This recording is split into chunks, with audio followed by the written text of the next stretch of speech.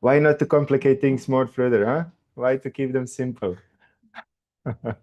when they could be complicated? So wonderful. So let us first get to know each other a little bit. We have, so just for the Michael and Josip, who everybody can see on the screen, we have here a few more people, so you can add the mic and introduce yourself. Hello, my name is Hervé from France. Wonderful. You can also unmute yourself, Michael and Josip, if you want to say something. Hello. Hello. Have My name is Natalia. I'm from Brazil.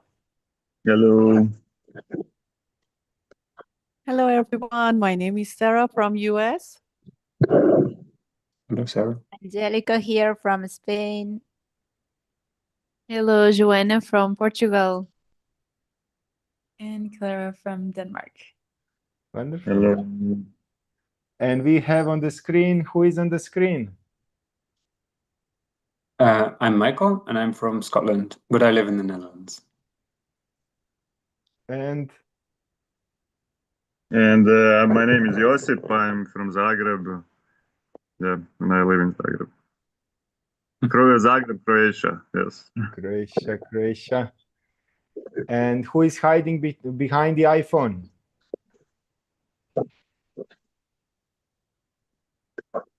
Who is hiding behind the iPhone? Let us know. You are muted. And video is off also. Can you hear us? Mr. iPhone. iPhone. Okay.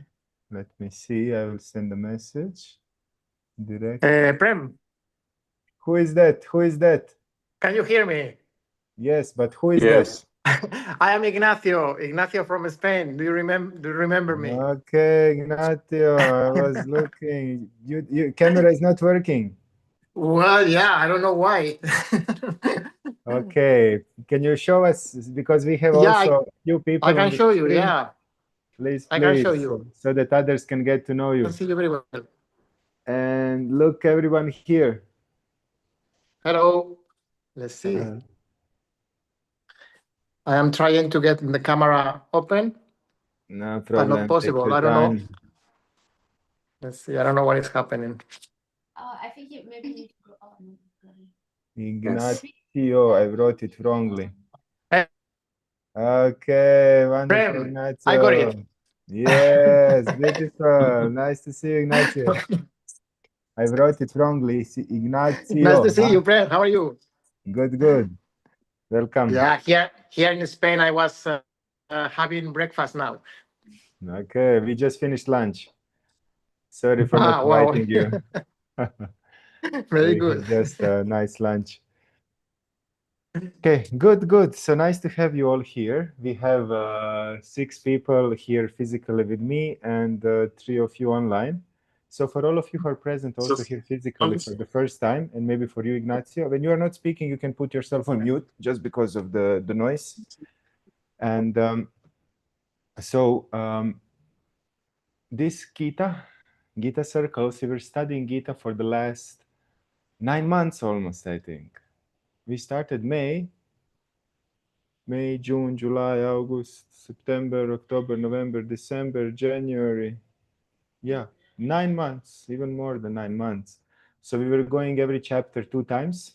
So every 2 weeks it was 1 chapter. And because it's 18 chapters, it's almost 9 months. So we just came to the 18th chapter. And I invited all of you also to be present here, even though you're first time, because we have every chapter is separate. So you can join and you can be part of it, that you will not miss out much. And you also, everything is recorded. Everything is on recorded on YouTube and on the portal, Tingita portal, through which you're facilitating this. So you can see what was happening. And what I wanted to say, for the if you are going to be referring to some previous things, So this approach is very easy. It's for the new people. You don't need to be a scholar. You don't need to be study Gita for a long time. It's very simple to get an overview of Gita, to understand what are the basic principles. Michael was with us all the way through, and Josip was there also many times. Ignacio joined recently, and we had actually 90 more participants that were joining the Gita. They were not all of them present. Some of them were maybe just once, but like 30-40 people were following first 4 months very consistently, watching recordings and being live. But then after that, because I changed the time zone in India, then it was more people present physically than online. So now we have a little disbalance. So yeah, and Josip is leaving. He just wanted to greet us. Yeah. No, sorry, I have to help. We're moving some stuff in the apartment, and I thought I have half an hour, but apparently I don't. So I really no have problem. to. Recording is there. Recording is there. You can watch the recording afterwards. Okay. So Enjoy it. See you. So we also do it in a hybrid way. So when you leave, that you can still participate, that you can still watch the recordings, that you can still go through the Gita. So it's in that way now. And just because we are now finalizing, I still wanted to finish it in this way online. So should we start? Good. So I will share the screen of the presentation. So. Michael, so nice that you joined us regularly. Yes, Ash is also here. She also wanted to wave hello. Wow, so nice Good to see morning. you. Nice to see you. Let me put you on a Enjoy big screen today. so that everybody can see you. Wonderful. Okay, good. So let's start. We start with a small invocation, gratitude prayer. If you know, you can repeat with me. If not, you can just listen. Om Jnana-timirandasya Gyananjana Shalakaya Chakshurunmilitam Yena Tasmai Shri Gurave Namaha. I offer my respectful obeisances unto my spiritual master, who has opened my eyes, which were blinded by the darkness of ignorance, with the torchlight of knowledge. So this is a prayer for empowerment. There is 2 more prayers. I don't have them now on the screen, but you can listen. Jai Shri Krishna Chaitanya Prabhu Nityananda Shri Advaita Gadadhara Shri Vasadi Gaura Bhakta Vrinda Hare Krishna Krishna Krishna Hare Hare Hare Rama Rama Rama Hare Hare. Okay, so Michael, have you been watching the recording from the last time? Yes, I did. Wow. Wow. Do you want to share the feedback, what we were doing? Sure, I can share briefly. So it was chapter 16 was the last one we did, and it was the acronym for the chapter was DOG. So yeah, each chapter we have an acronym for. This one was DOG. D stood for divine or demoniac, and we were talking a little bit about the different natures that we can have, and how we can act in certain ways to live a more divine life. So that was generally to be more, if you could try to be a more selfless person, if you aim to please others rather than yourself, this will generally move you more towards that divine quality, your true nature. O stood for no opinion and outlook. This is it. So during the different seasons of the universe, this looked a bit differently. So in the golden age, then the demoniac people and the divine people lived on different planets, And then as we've moved through the ages from the gold, silver, bronze to Iron Age, where we are now in the Kali Yuga, these qualities both exist within ourselves. Sometimes we act in a very divine way, sometimes we act in a less divine way. And you can see the symptoms of people who act in a more divine way. They're stated in the Bhagavad Gita, but I won't read them all now. And the final G stood for gates to hell, which sounds quite harsh or strong, but yeah, I guess the Vedic understanding is that it's not a permanent hell. There's nicer conditions we can be in, there's less nice conditions we can be in, and depending on how we act, we go in the direction of the nicer conditions or the less nice conditions. And the gates to hell, it starts from a split of do we spend our time contemplating material or contemplating spiritual? And if we go down the path of material, then this increases our attachment, leads to lust, to anger if that lust is not fulfilled. And eventually this leads us down. Or if we contemplate spirituality, this rises us up. We live more from love, fulfillment from our true nature. Wonderful. There's a summary. Could you get a little bit about what's happening?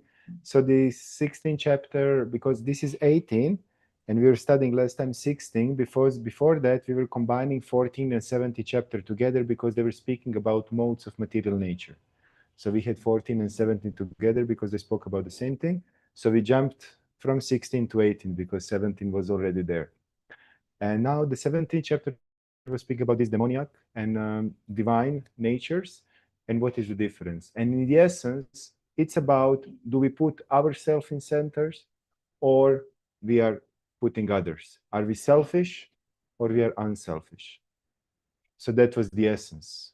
Demoniac mentality means we want to enjoy, we want to control, we want to do things for our benefit only. We don't take in consideration what do others feel, how do others are, like benefiting from that. And divine is about, like we put others in the center. So you can see that it was recorded. So if you want to go a little deeper, so you are very welcomed. Let me just see. Okay, so this was just Josip sending a message. So today, what he was speaking, we were discussing. Today we are going to speak about perfection of renunciation. This is the topic of the 18th chapter of Bhagavad Gita. So in this chapter, we are every chapter, the Swayam Bhagavan Kesha Maharaj, who is author of this curriculum, he made the chapters each by their own, acronym. So that we can more easily study and learn this. So the acronym for the 18th chapter is SMILE. So S stands for Summary of Karma Yoga. That's first 18 verses. Krishna is speaking about that. Then for M, he will be speaking about modes of nature. Again, he is addressing it shortly. Shortly, actually, this is like 24 verses. And then he is speaking about what is the ideal worker look like. And then he will be speaking about love of God and what is the end result of everything. So this is what he's going to be speaking in 78 verses in this chapter. So today we are going to touch the first three, and the next Saturday we are going to finish with the last two. So as a public speakers who are, maybe just before that, what is very interesting, let me just say regarding the SMILE thing. So why SMILE? Because also every acronym has a connection with the theme of the chapter. So Krishna, on the end, the whole Bhagavad Gita was spoken in the middle of the biggest war in the history. So you are aware of Mahabharata, what was happening before Bhagavad Gita started. So Arjuna was about to go into one very difficult war situation, even though he was a warrior. It was a war between demoniac and divine natures, and his duty was to fight, but he broke apart because there will be so many people killed. And then when he broke apart, like emotionally, Krishna started to narrate to him Bhagavad Gita. That's why it's so practical for each and every one of us in our life, because it's not just like some fancy story. It's about practically, when life is difficult, how to practically apply the whole summary of the Vedic teachings into our everyday life. So Bhagavad Gita is very practical application for our everyday life, how we can utilize this path of self-realization. And why smile? Because Krishna, on the end, after speaking all of these chapters, he smiles to Arjuna and summarizes everything. So there is very interesting, like in different languages, there is different amount of words for something, how important it is. So in Sanskrit, it like in Iceland, there is, I think, 30 something words for ice. Ice, snow, how wet, how strong, how cold it is, because it's, for them it's very important. In Sanskrit, there is 64 words for love, because love is very important. And there is also 6 types of smiles, how they address it. So there is a smile, because many times in the West, what we usually do today is that we smile externally, but internally we are broken. We just want to show off to others. Instagram and all of these social medias are supporting that trend of the modern society. So in Sanskrit, the first smile is smita. It defines smile, which you are smiling, but you cannot see the teeth. It's like a slight smile is there. There is a hasita, smiling, and you can see a little bit of teeth, like like that. Still not fully present emotionally. Then vasita is when you can see the teeth. Somebody smiling, like, and you can see that it's like a big smile. Avahasita is when you can see the teeth and then their cheeks are raised, like, and eyes, like the person is like smiling with his whole face. And then upahasita is that it's ecstatic smile.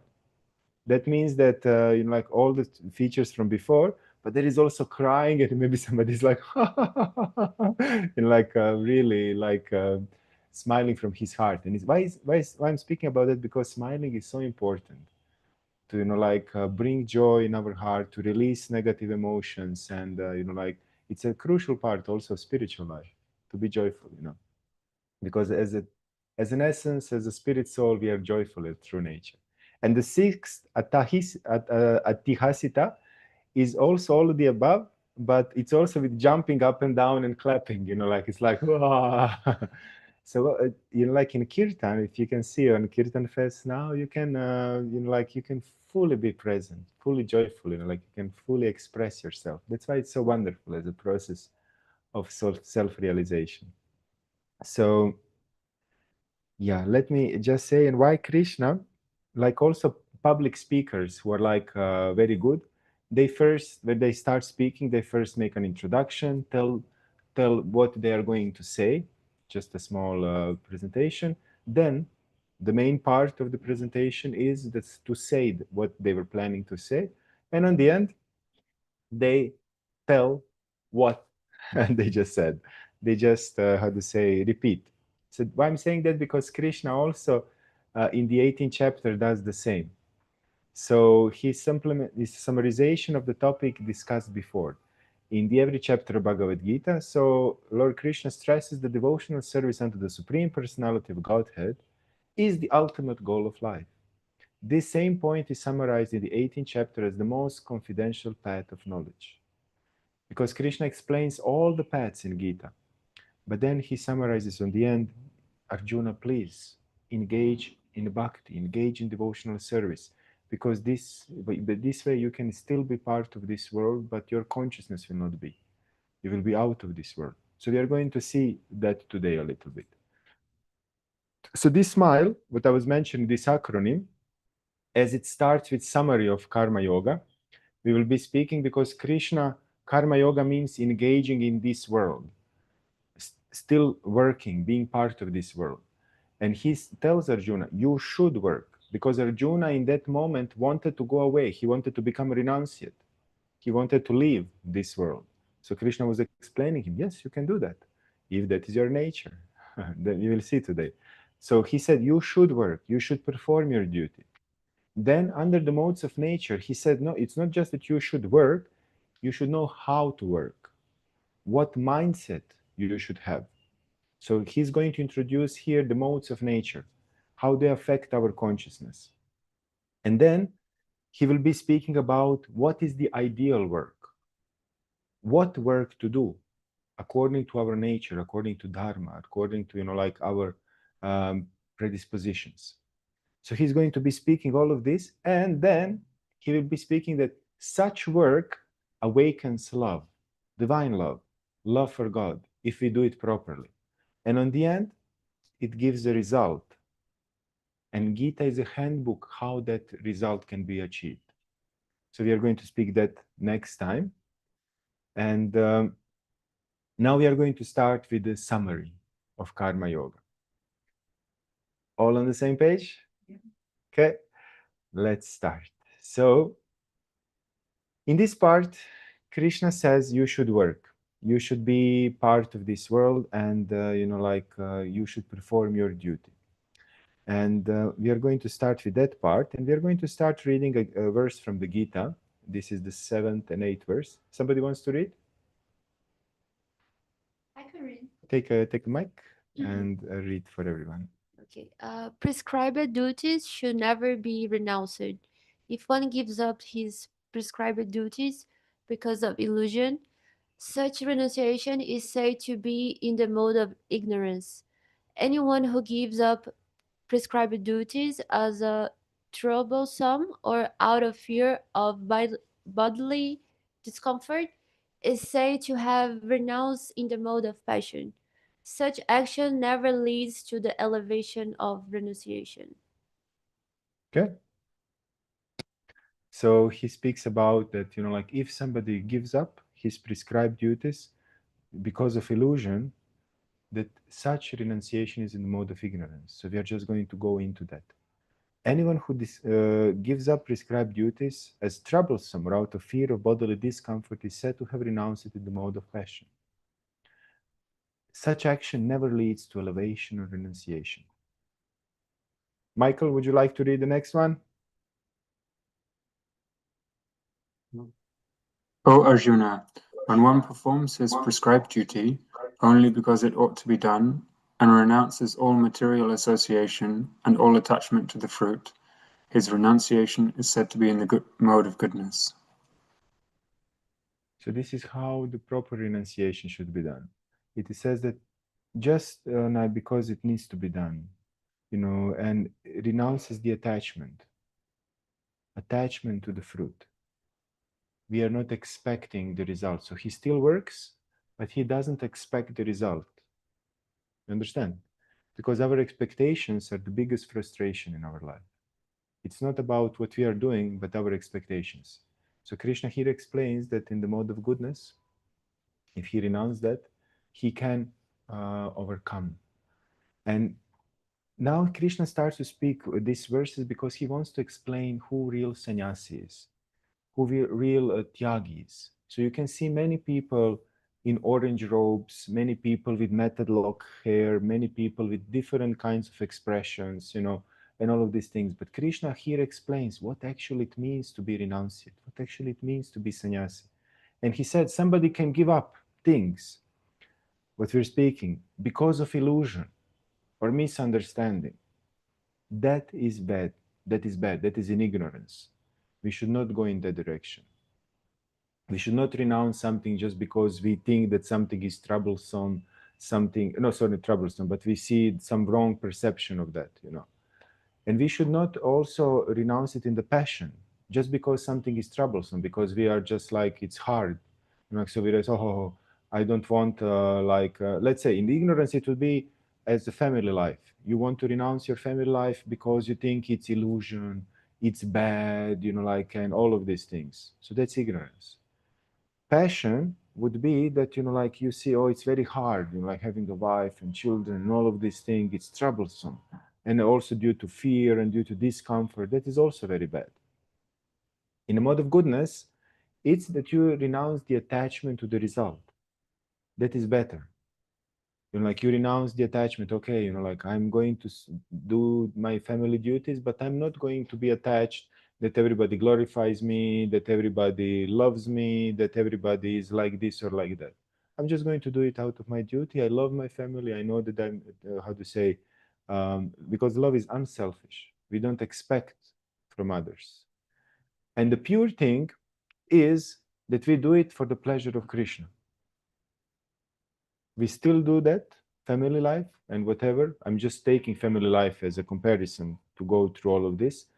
But we do it not just because we want to do it mechanically out of duty, or we want to do all of these things. We try to offer it to the Supreme Lord as for pleasure of Him. We are taking care of our family, or we are doing our career, or we are doing whatever. We are doing it. We are not attached to result, but we are also offering it with love. In that moment, all the karma, all the things are washed away, and we can use that activity for the self-realization. Because even in goodness, like this is not leading us to self-realization. This is just leading us to getting liberated from the effects of material energy. Self-realization, means that we realize our true nature and our relationship with the Supreme Lord. That is transcendental, pure. Could you follow me? Yes, Michael Ignacio. I have a question. Yeah, please. What's the difference? Should I say the microphone? Yeah. What's the difference of have this realization and like just knowing about? Because I feel like I know that this is like my highest purpose, but it feels like sometimes I kind of forget that. So this is not me being realized. Yeah. So the point is that there is different kinds of understanding of the anything, also spiritual truth. You can get an information, and you say, okay, summer is in April, and then you can get knowledge about it. You can understand more about it, why the summer comes in April, and all of these things. But when you come in April and you experience what is summer, then you have realization. And then after multiple summers, you have wisdom. You understand? Because then you understand exactly what it is. Because when somebody just tells you summer is in April as an information, you say, okay, if that's trustable source, you believe, but you don't know anything about it. And you can fight with somebody else on completely superficial thing, without even understanding what it is. This is what usually religions do, or many different, misunderstanding between people do because of not understanding the subject and bad communication. With a deeper knowledge, then you understand what summer means, what is the temperature, what is this, what is that, why this month, why all of these things, but you still don't have the experience. Then the realization comes when you go through it. But maybe this summer is a little different than the other. Maybe this year it will not be so hot. Maybe next year it will be more. So after multiple summers, you have the deep wisdom that you can share with others, and you can explain it from multiple perspectives. You understand? So it's also like spirituality is like that. We sometimes get an information, then we understand more about it, but then only when we apply it, we get realization. And after multiple realizations combined with knowledge, we get wisdom. Good. So this is how it goes. It's a process of application. Anything else? Good. So when we are speaking about this, sannyasi thing, there is 5 causes or factors of action. So explained in Vedas, so there is this adishtanam, karanam, chesta, karta, and daivim. So there is a place of action, which is connected here as a material body, instruments, which in this case it's the senses, endeavor, which means effort to move the senses, performer, the one who performs those, that's the spirit soul, and the supreme, who is the supreme soul. So we speak here about what are all the effects engaged into certain action. So we can see that the super soul, as the supreme personality of Godhead, as a manifestation of Paramatma, you all know there is three realizations of the absolute truth. It's like Brahman, impersonal, Paramatma as a localized super soul which is following each and every one of us and giving us guidance in life, and as Bhagavan, as the supreme personality who is a person who is like having his own personality, as Krishna, how we worship him. Brahman, Paramatma, and Bhagavan. So that's why you can see sometimes between, even in Vedic traditions, Vedas explain all of these three. And then when people don't have this deep wisdom, they sometimes fight superficially. No, no, everything is one, everything is just Brahman. No, no, no, we all should just meditate and realize the Supreme in our heart. No, no, no, we should all just worship the Supreme Lord as Krishna or Rama or something like that. You understand? Because they don't have deep understanding. And that's why the wise persons like Chaitanya Mahaprabhu, who came 500 years ago, he was one of the biggest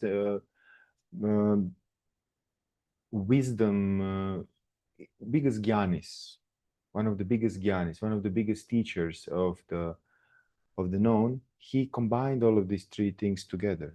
Also like Ramanujacharya, Madhvacharya, and all the others. You know, like, so they explained all of these things so that you can understand there is three aspects how you can connect with the Supreme Lord. And there is no confusion. It's not that something is good, something is bad. Unless you are practicing what I'm going, you are going to the hell. No, somebody doesn't want relationship with the Supreme Lord. He just wants to merge into the Brahman.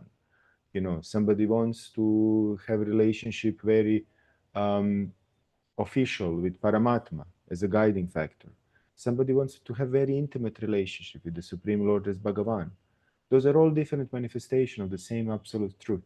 We have spoken about this previously, so I will not go in depth, but you can listen to that in the previous recordings. So we have the super soul, we have the spirit soul, which has the desire, and through that desire, he acts through the instruments of the senses and material body to manifest things. So this is how we're speaking about this in chapter 5.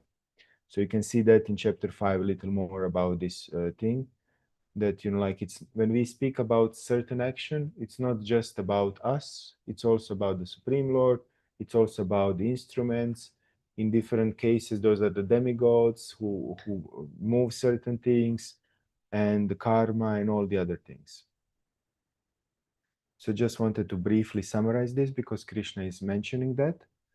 And he speaks here, who is the real sannyasi?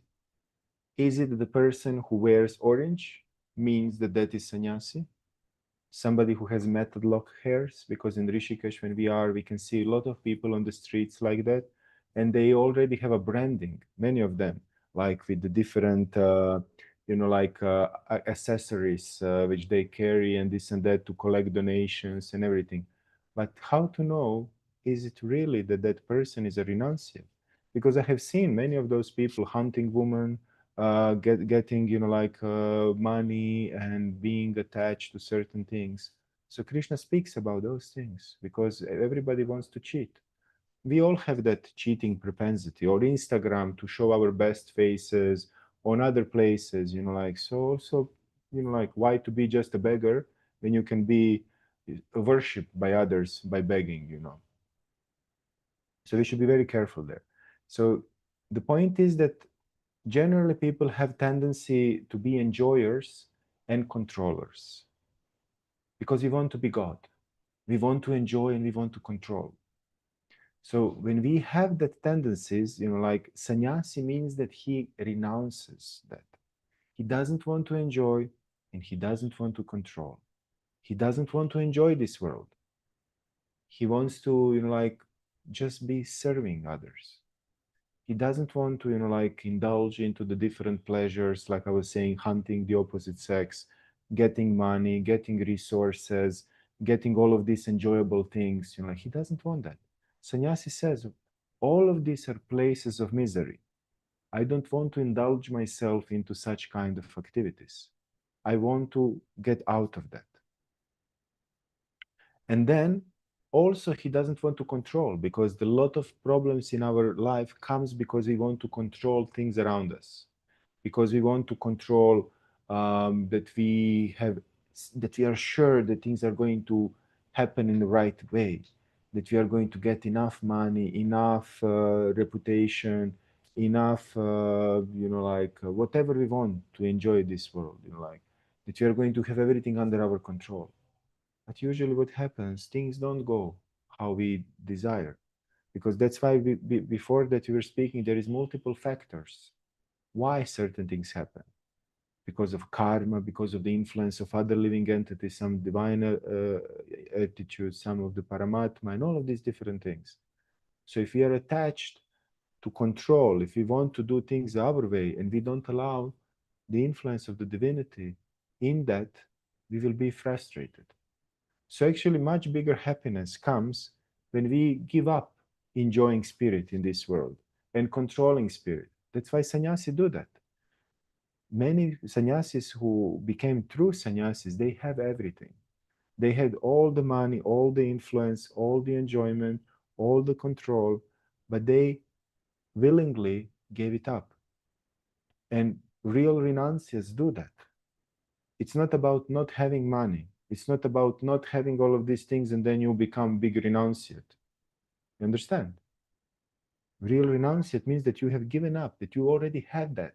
You had settled life.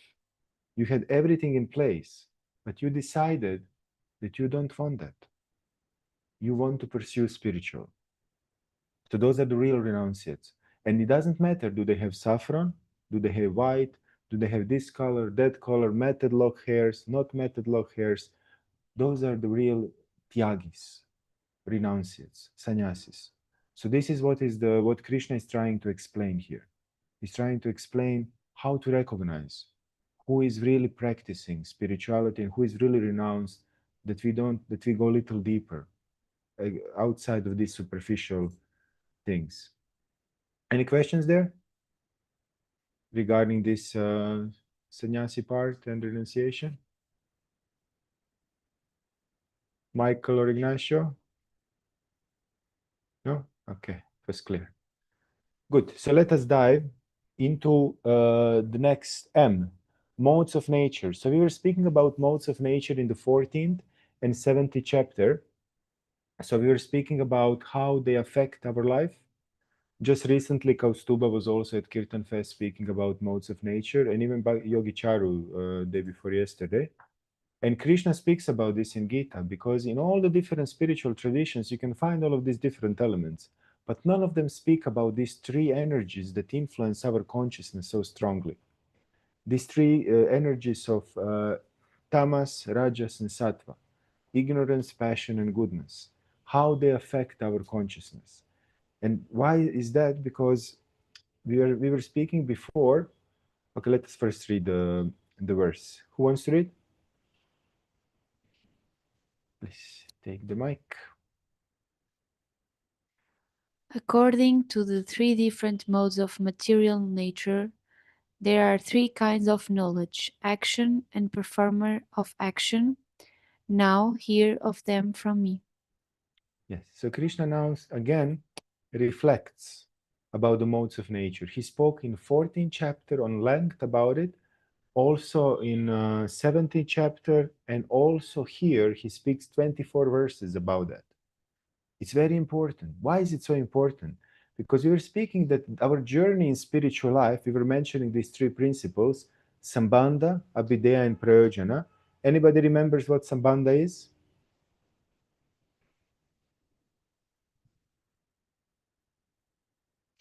It's a difficult word. For me, it took quite some years in spiritual life to figure this concept out. Does Bandha have something to do with lock? Yeah, it's a knowledge of the absolute. So first in our spiritual life, we start with understanding the knowledge. Then Abhideya means practice, which can help us to reach that absolute. And then Prayojana.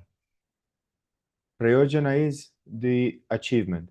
You can close the door and you can also call Gorgovinda and Perunion, whoever wants to be there. So in Sambandha, we get understanding of who we really are. What is the, like what is this world functioning? What is the Supreme Lord? All of these things. Because we need to understand what we are practicing. Otherwise, somebody can just cheat us. And maybe we can get certain realization and we can be totally wrong. Like one person came here on one Sangha and he told me, I was doing yoga. And after that, I felt light. And after that, I was completely beside myself and all of this. He said, this was really good. Like I said, are you sure that it was good? Because by practicing certain subtle disciplines, you can invoke Kundalini. And if your body is not ready for that, like you can burn your nervous system, like you don't know what you're doing actually. You can have certain experiences, but maybe they're very bad for you. So you need to have a knowledge, actually, what are you awakening? What are you actually doing? I didn't say it was good or bad because I didn't know what he was doing. But in general, in life, it's, like we can think that we are doing something good, but on the end we figure out, oops, it was not. So we need to have that knowledge. And then we need to have a practice.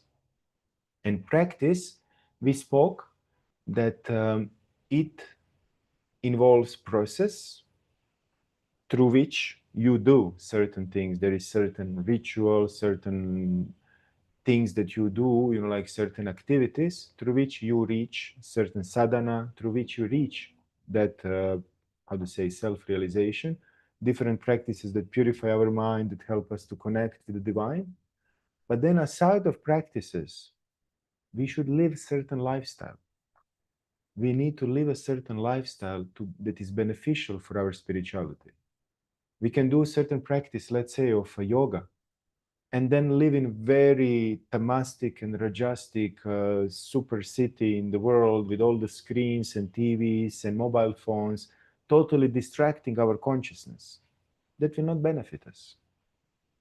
Like with yoga, you try to still your mind, and in the other moment, you are just blowing up your mind with all of these impulses in your life.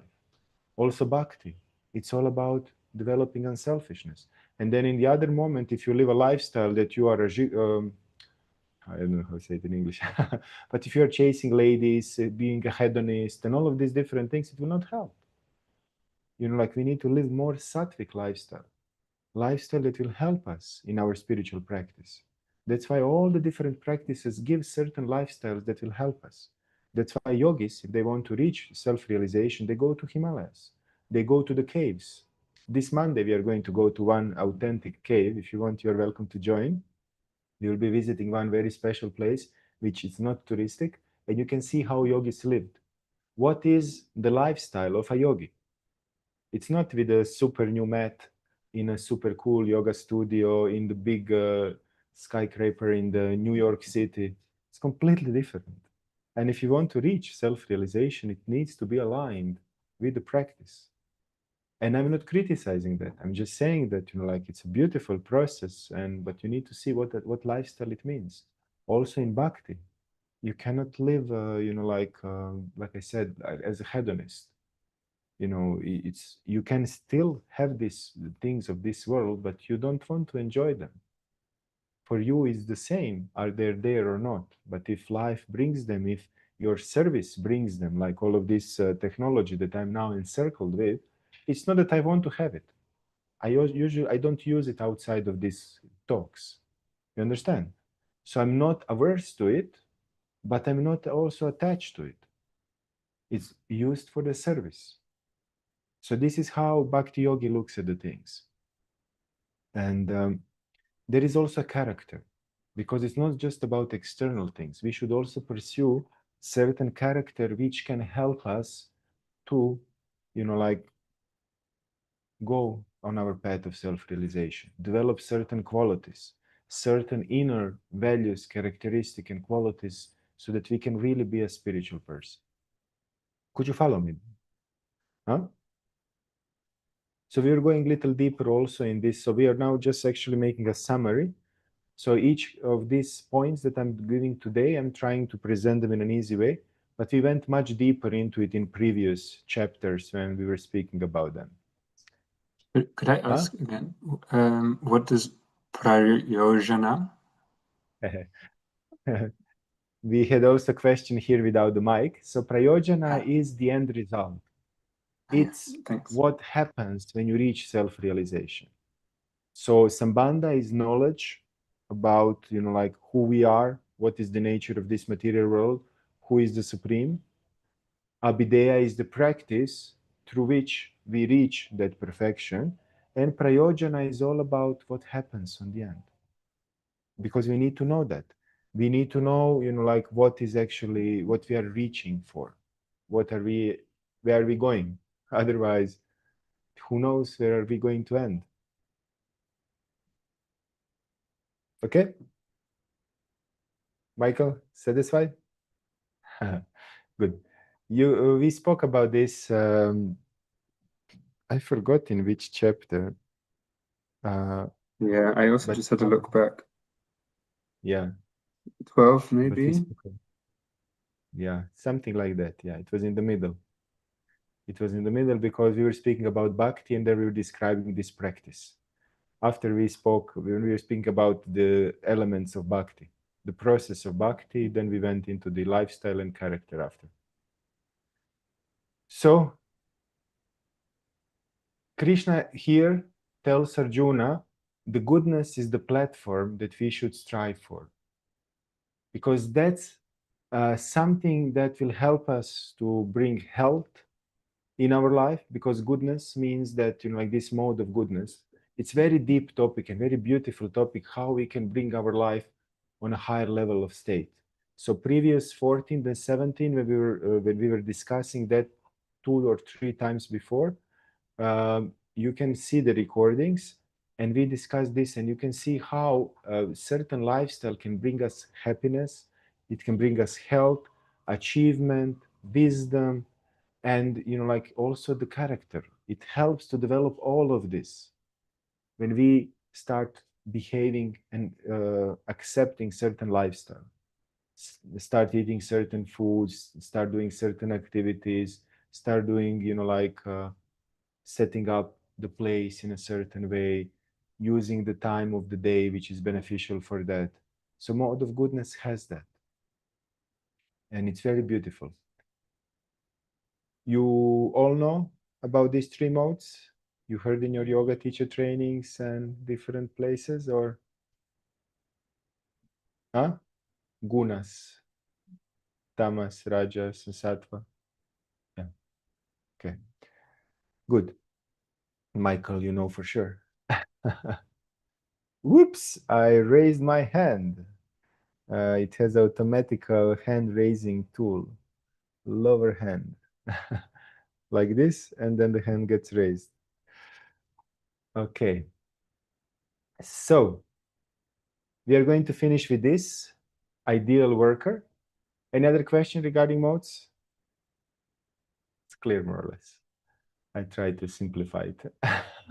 Not go too deep so that, like the discussion doesn't go, ooh, what is this? But it's very beautiful thing. So after this, Krishna, he speaks how to work according to our nature. What is our true nature? And he speaks about, okay, let's read this. Who wants to read? Sarah, you still in red? Take a mic. Huh? I could. Good. Yes, please. Brahmanas, Kshatriyas, Vaishyas, and Sudras are distinguished by the qualities born of their own natures, in accordance with the material modes. Chastiser of the enemy? Chastiser. Chastiser of the enemy. Okay, so he's speaking now about these different, how they call them castes. Actually, originally Vedic systems, this was considered the, how to say, the natures of the people, not by the birth or something like that. It was by the nature, which nature people had. And what is very interesting, Krishna repeats 2 verses in Gita. 2 times, 2 different things repeats twice. So first, he repeats this verse from the 3rd chapter, 35. Somebody wants to read? Michael or Ignacio? It's Okay, far Michael can better read to first, discharge then Ignacio. one's prescribed duties, even though faultily, than another's duties perfectly. Destruction in the course of performing one's own duty is better than engaging in another's duty, for to follow another's path is dangerous. You see, Krishna says, better do your own nature, things in your own nature, than trying to show off that you are somebody else. It's very dangerous. And the second one, Ignacio.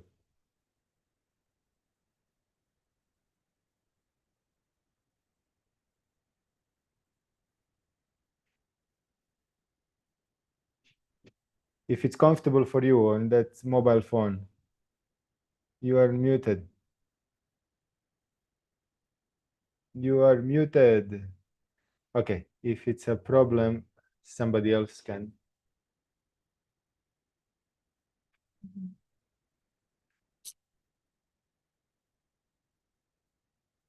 It is better to engage in one's own occupation, even though one may perform it imperfectly, than to accept another's occupation and perform it perfectly.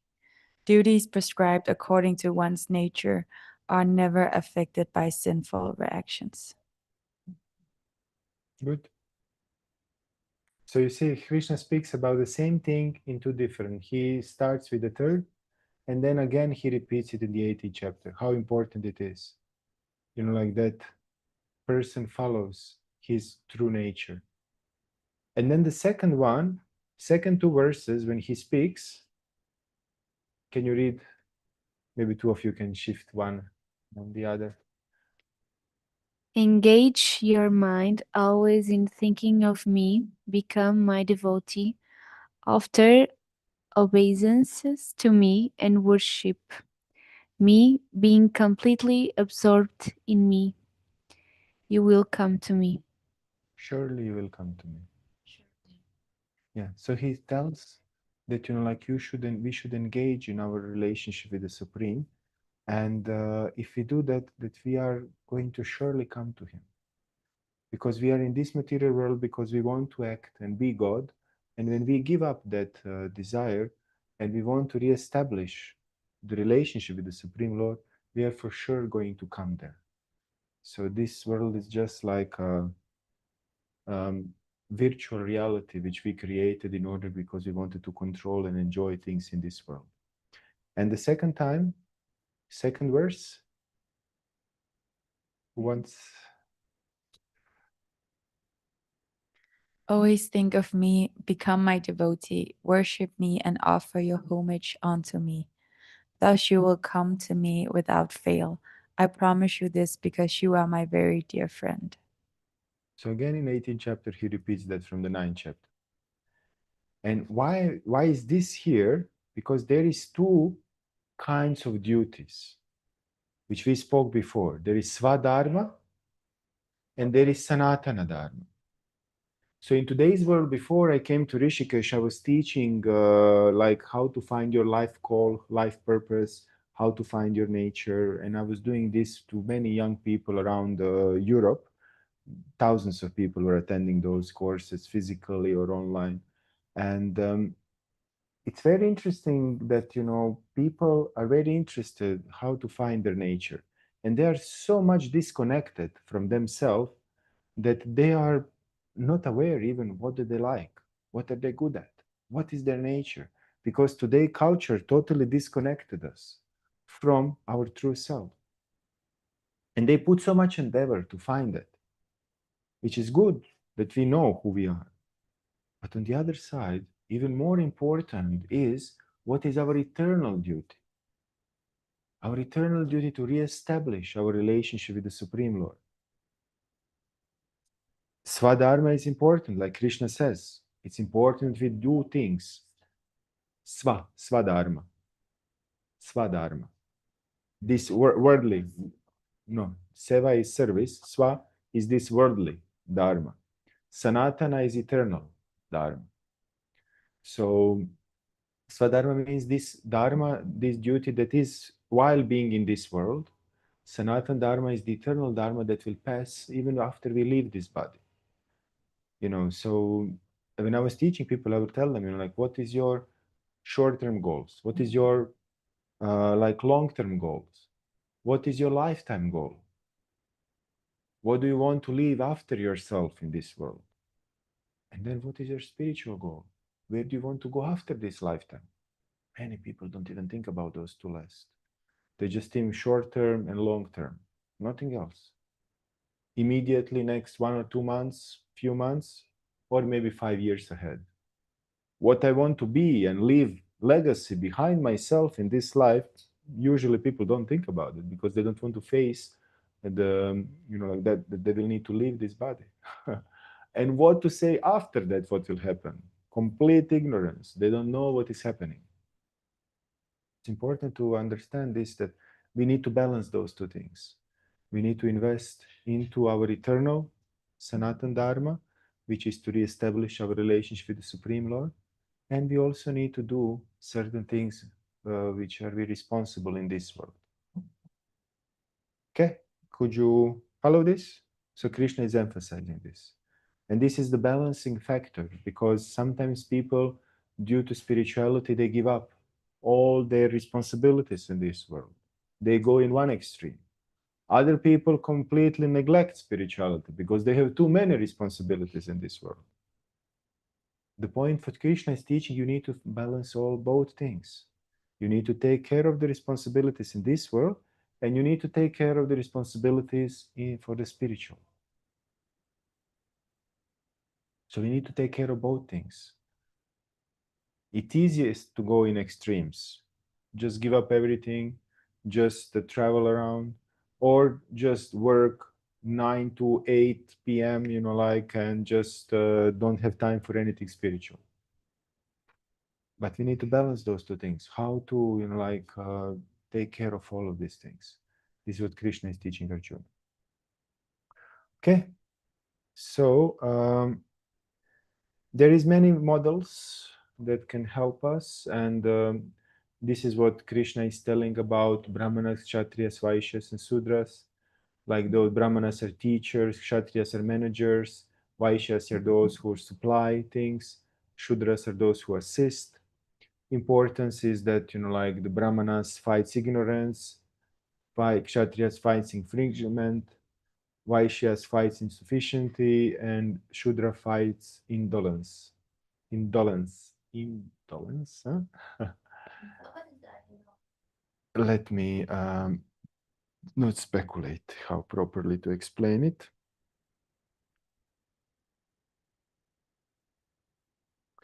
Indolence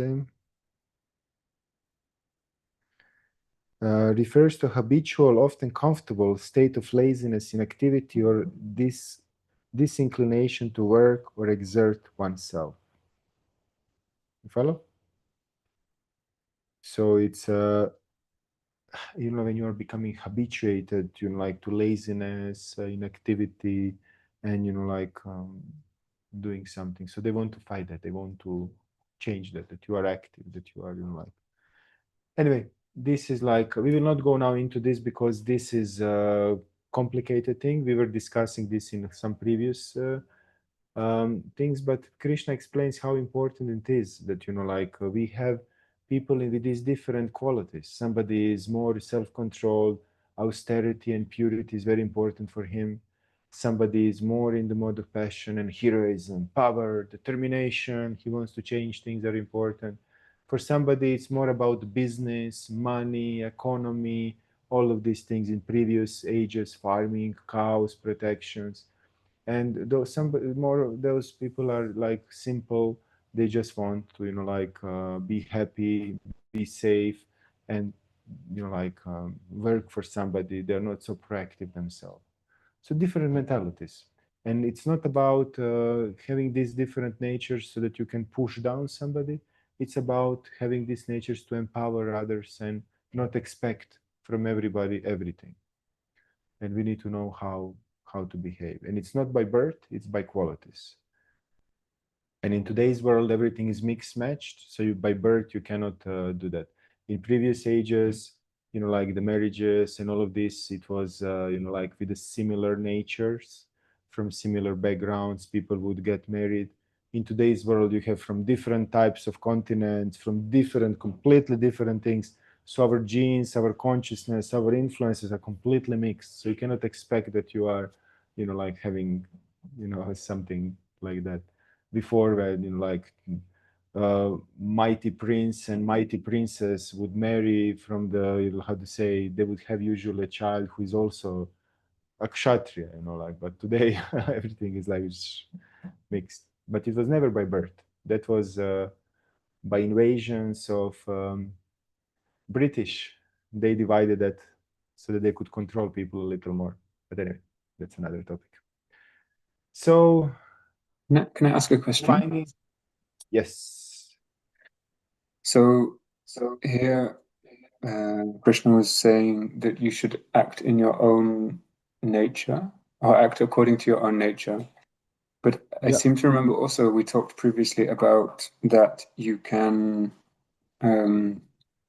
that nature is not fixed, as you're saying, by birth. You can move, as you change your qualities, as you would spiritually progress, you would move more towards a brahmana.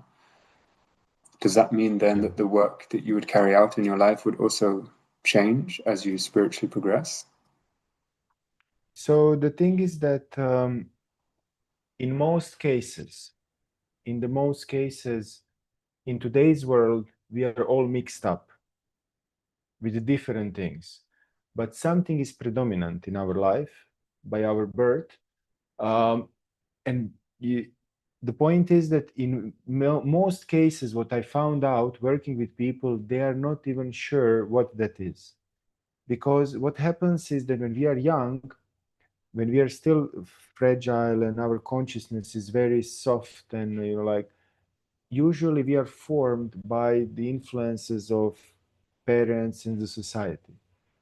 And usually parents are not so knowledgeable and so subtle to understand what our nature is. So they imprint their own expectations, their own things in us. So in many cases, we are a hybrid of what society and what parents want from us and what we are trying to achieve because of all of these imprints in our mind, subconscious mind.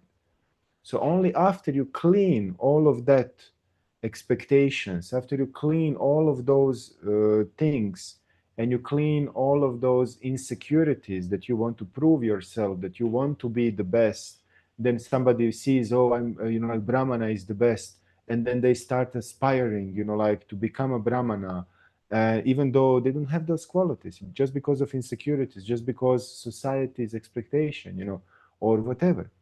Every one of these varnas is glorious, respectful, and good in their own way. You understand what I'm trying to say? So the point of revealing our true nature is first clearing out all the misconceptions that we have in our subconsciousness, then understanding what our true nature is, and then, putting effort to develop qualities according to develop like skills, to develop all of these things that are according to our nature. And it's usually a process of many years of spiritual practice until person comes to that point that he understands, oh, this is my exact nature. Even in my case, I was teaching so many people about this, and I'm still not fully sure what is my nature. I see it between two, mixture of two natures. So it's very interesting because we are mixed up in today's world. We are mixed up with a lot of different things, and we have also mixed natures. So could you follow me, Michael? So the point is that, like materially, our nature is very mixed up in today's world. So to figure it out fully, it's very difficult. But on the other side, when person starts practicing its Sanatana Dharma, its eternal relationship with the Supreme Lord, it's even not so important. you know, and you can externally call somebody sannyasi, you know, like because he has a robes or something, but internally he may not be a sannyasi. You can internally call somebody brahmana or kshatriya because he has a role of a teacher or of an administrator or whatever, but internally he may totally have different qualities and natures. So it's not about external things. It's about internal qualities and character and everything. So in order to understand who we truly are and what is our true nature, it usually needs some time of cleansing to remove all of these things. And then when we understand what are we gravitating to, not because we want to show off, because we want to prove worthy to our family, to the society, to our spiritual lineage or whatever, then we can emphasize that one. Yeah, so we are going to be stopping here. Sarah, thank you for joining. See you. See you. And is any other questions? You said clean the external things, Yeah. and then you discover your true nature, and then was another one. Then emphasizing and how to say, developing that nature, developing the qualities, developing the attitudes, developing the skills and everything according to the nature and putting our effort into that nature. Good. And there is different models how to find this. I developed my own model. I didn't put it now here, but it's the point of connecting one's passions, once that we love that's what we are doing, that the world needs it, that you are paid for it, and that you are great at it. So this is the different model. This is Ikigai model. There is also model of the 8 Habit from Stephen Covey. I developed also one life call model. So it's all about, you know, like how to find our worldly desire, worldly duties, and also our eternal spiritual duties. So now we are going to stop here if there is no other questions.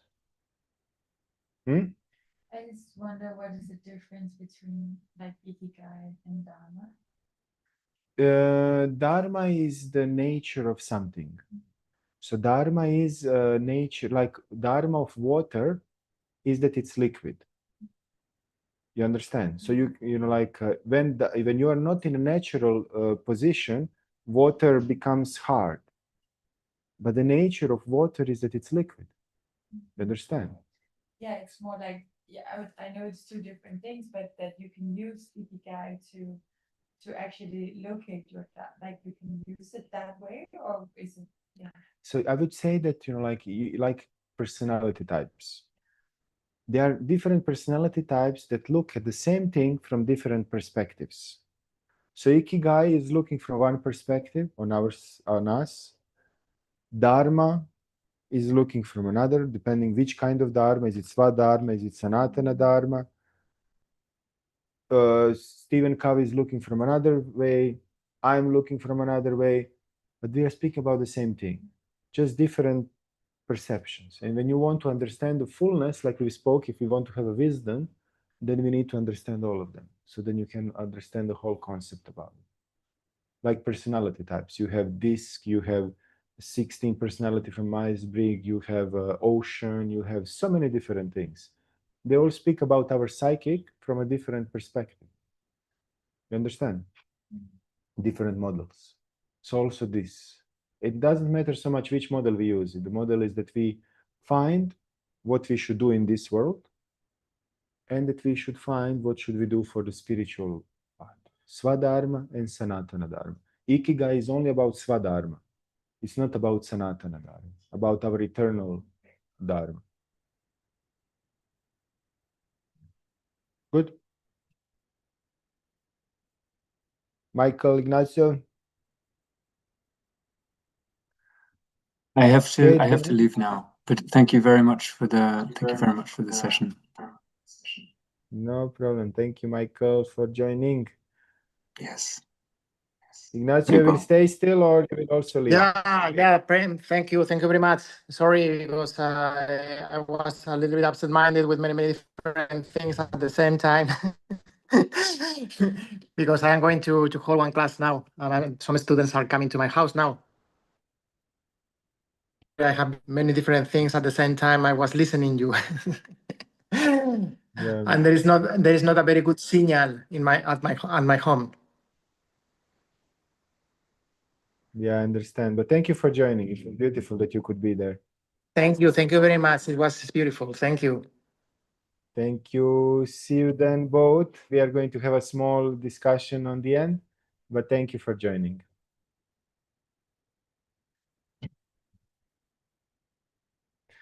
Okay, so I'm going to we are going to break you in two groups. So maybe her and Natalia can be in two of you, and you can discuss a little bit how does Krishna advise to take a bhakti yoga resonate with your understanding of spiritual practices. Can you identify ways to develop a personal relationship with the divine in your daily life? And you can use this as a basement of a discussion for 10 minutes. And you can just get to know yourself a little better, and you can use this to discuss a little bit. Okay? I will stop now the recording. Stop sharing.